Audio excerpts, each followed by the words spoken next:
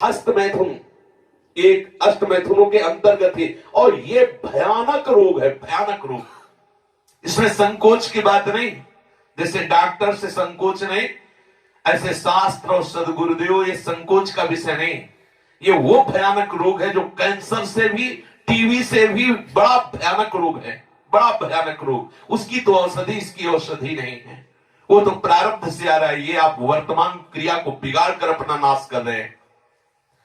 छोटे छोटे बच्चे जब स्कूलों में जाते हैं और उनको गलत विद्यार्थियों का संग मिलता है तो प्रत्येक 100 में एक को नहीं कह सकते, 99 के जैसा हम मिले हैं अभी तक, 100 में एक को नहीं कह सकते, लेकिन 99 ऐसे मिले हैं, 100 में 99 जो इस रोग से ग्रसित हैं। पहले शायद वो पढ़ाई अपने लोगों के यहां नहीं थी। आज हमें बच्चे बताते हैं कि एक चैप्टर भी इसी प्रसंग का रखा जाता है। किसी विद्यार्थी जीवन से आए हुए साधु वेश में अपने उपासक ने बताया कि हम लोगों को शिक्षा दी जाती है कि जैसे खून निकल जाता है तो नया खून और बलवर्धक बनता है, ऐसे ही इस ब्रह्मचर्य का नाश करना अति आवश्यक है, क्योंकि वो हटेगा तो समस्त मांसपेशियों में नई शक्ति जागृत होगी। बोलो कितनी बड़ी हानि की बात, कितने बहुत बड़े दोष की बात। छोटे छोटे बालकों की जिनकी किसी भी तरह से ब्रह्मचर्य नष्ट करने की अवस्था नहीं हुई, वो अपने ब्रह्मचर्य का संहार कर रहे हैं केवल मनोरंजन के लिए। प्लेग, इन्फ्लुएंजा, ये रोग इतने बड़े महामारी नहीं जितना महामारी ये रोग है, जिसे बच्चे और बच्चियां खिलवाड़ समझ रही, मनोरंजन समझ रहे, ये करना आवश्यक ही है ऐसा समझ रहे, सुविधाएं दी जा रही, कहा जाता खेलो हंसो, मार दिया। अभी किसी योग्य नहीं हो पाए और उनको सारी योग्यता नाश करने की शिक्षा दे दी गई और नष्ट हो गए। ना वो गृहस्थी लायक रह गए, न विरक्ति लायक रह गए। ये जो हस्तमैथुन जनित महारोग से, भयानक रोग से ग्रसित साधक जो भी मनुष्य, जो भी बच्चे हैं, सावधानी, बिल्कुल अपनी मृत्यु का वर्ण कर रहे हैं। और हम ये पक्की बात कह रहे हैं 100 में 99 इस दोष से ग्रसित हैं।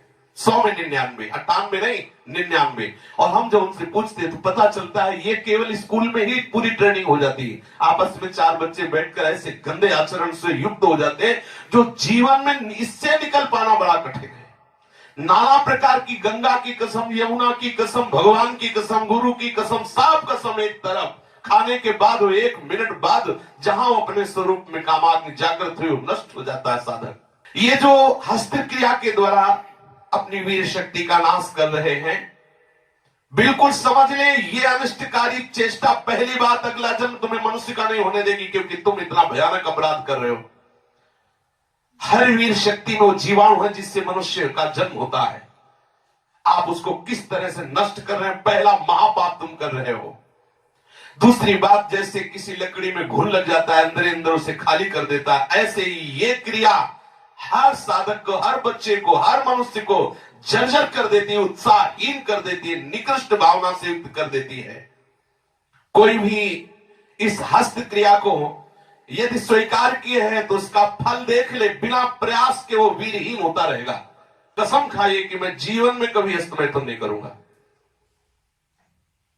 श्री जी को साक्षी करके इसका निर्वाह कीजिए, विश्वास कर लीजिए आपकी परमार्थिक या व्यवहारिक जो भी उन्नति सबके नाश का प्रधान कारण है।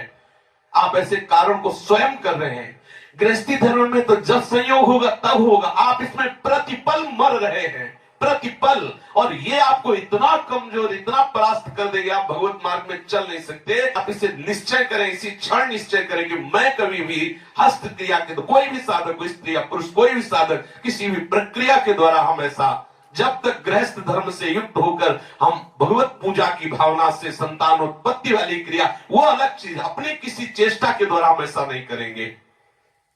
जो ऐसा करते हैं उनकी समस्त इंद्रियां दुर्बल होती जाती हैं, एक एक नस से उनकी शक्ति का ह्रास होता जाता है और उनके मुंह में पीलापन, सिकुड़न बिना वृद्धावस्था के से दिखाई देने लगती है।